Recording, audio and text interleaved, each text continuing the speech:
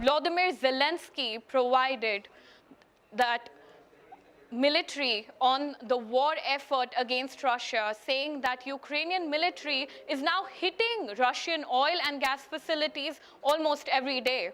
President Zelensky also spoke about his talks that with the United States President Donald Trump, saying that he is working to ensure that a common position is held by Ukraine, Europe, and USA regarding the pressure of another meeting of the coalition of the willing is in and is held soon. Listen in.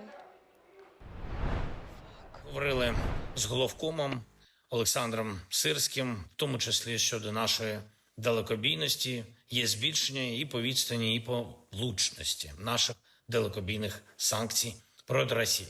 Фактично кожні день-два є ураження російської нафтопереробки, і це працює на повернення Росії. Ми зробили свої пропозиції Америці і щодо інфраструктури по газу, і по атомній генерації, і по деяким іншим проектам. Ми працюємо над деталями. Майже щодня зараз в комунікації з лідерами для того, щоб була наша спільна позиція всіх в Європі щодо тиску на Росію. Я доручив нашим дипломатам і вже про це говорив з багатьма лідерами, готувати найближчим часом зустріч коаліції охочих. Нам в Європі потрібні спільні, сильні позиції.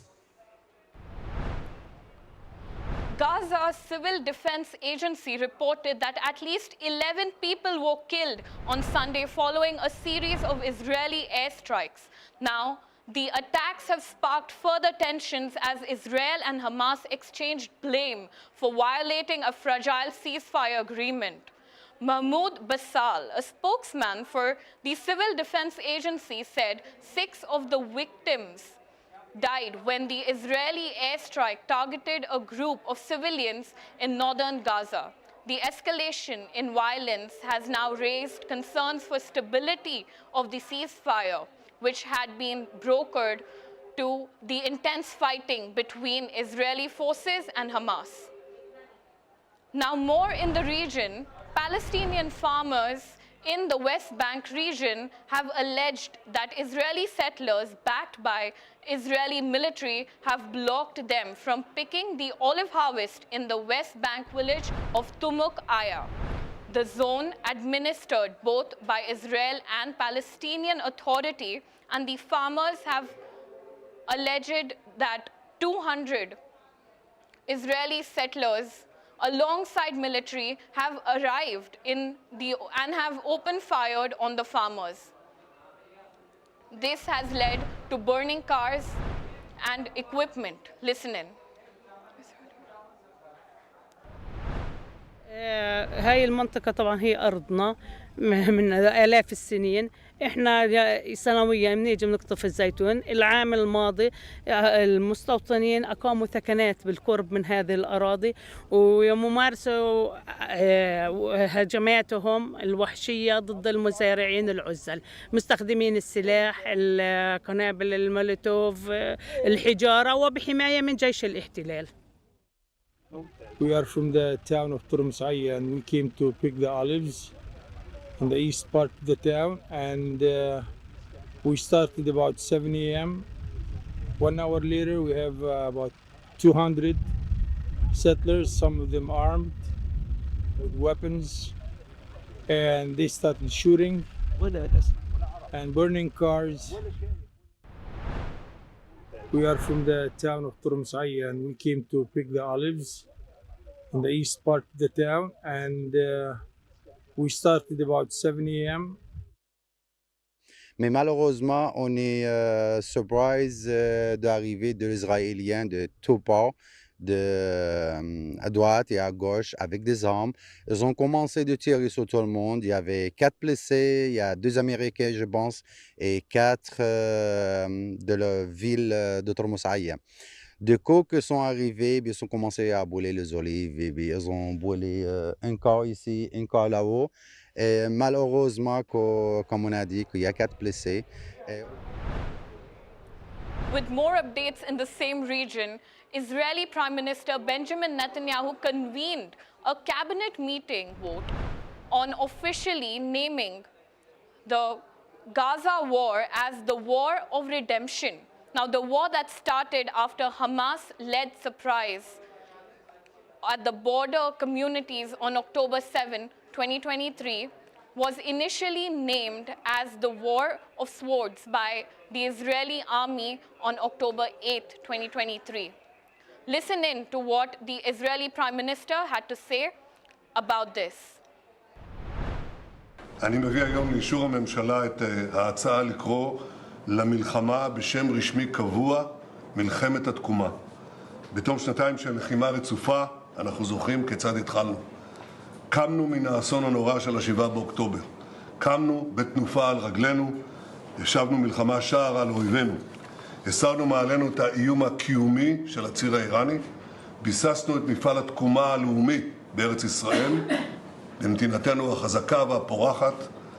בימי מבצע עם כלבי נגד איראן, הדגשתי את הייעוד הנשגב שנטוע במורשתנו, עם כלבי יקום. כך באשר למערכה כולה, זוהי מלחמת התקומה של עמנו, כהמשך ישיר למלחמת העצמאות. אנו גם עומדים לפני חלוקת עיטורי גבורה וצל"שים לחיילינו ומפקדינו הגיבורים. כפי שהיה במערכות צבאיות קודמות, עיטורי המערכה הנוכחית יישאו את השם הרשמי של מלחמת התקומה. תודה לכם.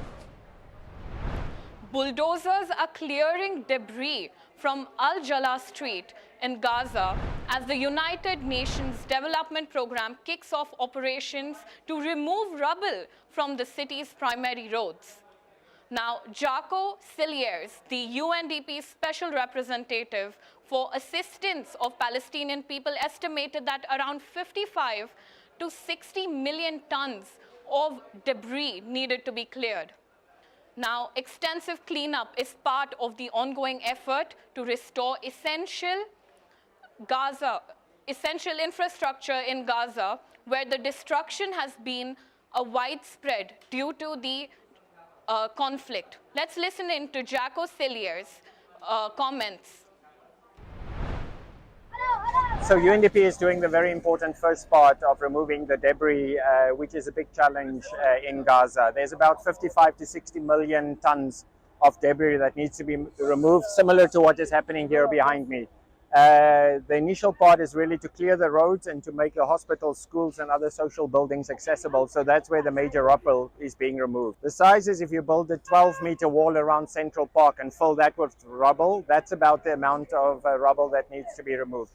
We then take it to be recycled, where some of we take it into crushing process, and we take the finer rubble and use that for repaving the roads and also the bases for tents. It's a really cumbersome process and will take many, many years to complete. Well, staying in the same region and listening to what Israeli Prime Minister Benjamin Netanyahu said on Saturday, that he would run for office in November 2026 elections and is expected to also win, according to him.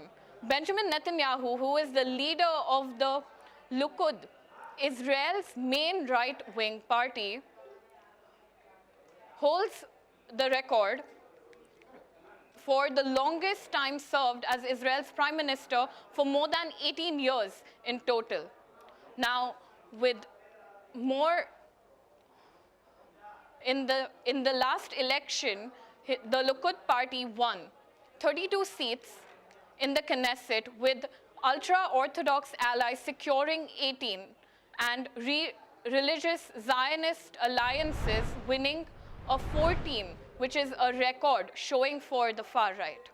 His current term began with a controversial judicial overhaul plan that sparked months of mass protests, with tens and thousands of Israelis taking to the streets almost daily. Now, since the start of the war, it was triggered by Hamas's unprecedented October 7, 2023 attack from Gaza. Netanyahu also faced mounting criticism from families of hostages for handling of the war. Now, moving on to more updates. The UN office in Yemen confirmed on Sunday that 20 of its staff members remain detained by Houthi rebels following a raid on their building in Sana'a the previous day. Now, according to Jean Alam, spokesman for the UN resident coordinator, the detained staff includes around 5 national employees and 15 international staff. Now, the raid has raised concerns about the safety of UN personnel in the region as tensions continue to escalate between the Houthi rebels and the Yemeni government.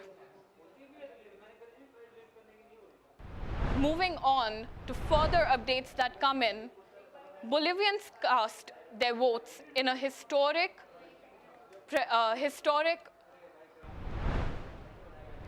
marking a shift away from the movement to socialism party, 2 decades of dominance.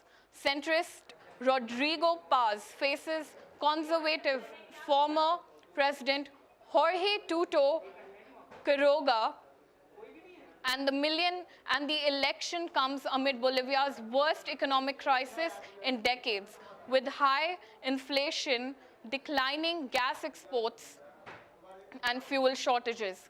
Both candidates pledge to roll back the Mas-era policies, and Washington in the election is being monitored by the international observers, with 80% of results expected by Sunday. Now, the new president will take office on November 8th. Now, let's listen in to what presidential candidate had to say. Un ciclo, cambio y fuera. Vamos para una nueva etapa de la democracia boliviana en el siglo XXI, en el año del bicentenario. Es esperanzador, no es fácil, no es nada fácil, pero la gente ya estaba agotada. Era un ciclo agotado, agobiado, los abusos, la corrupción, los poderes extremos, la persecución. It's falling out.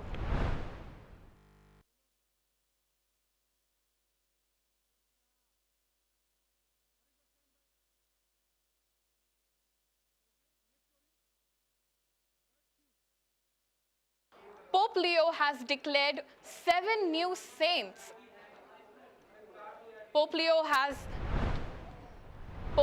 has declared 7 new saints of the Roman Catholic Church during a ceremony at St. Peter's Square. Among those canonized was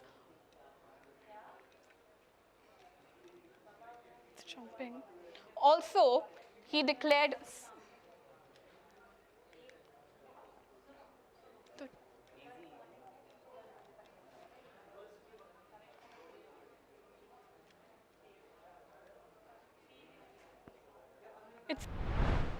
Domini nostri Iesu Christi, Beatorum Apostolorum Petri et Pauli ac nostra, matura deliberazione preabita et divina ope sepius implorata, ac de plurimorum fratrum nostrorum consilio.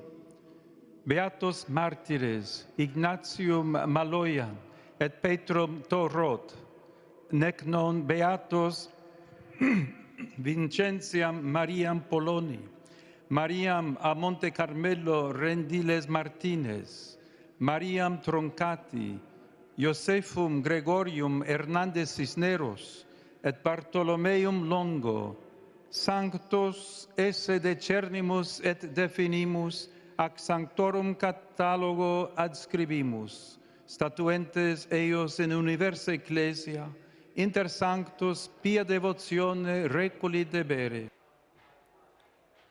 With this, we take a break on the newsroom. Stay tuned for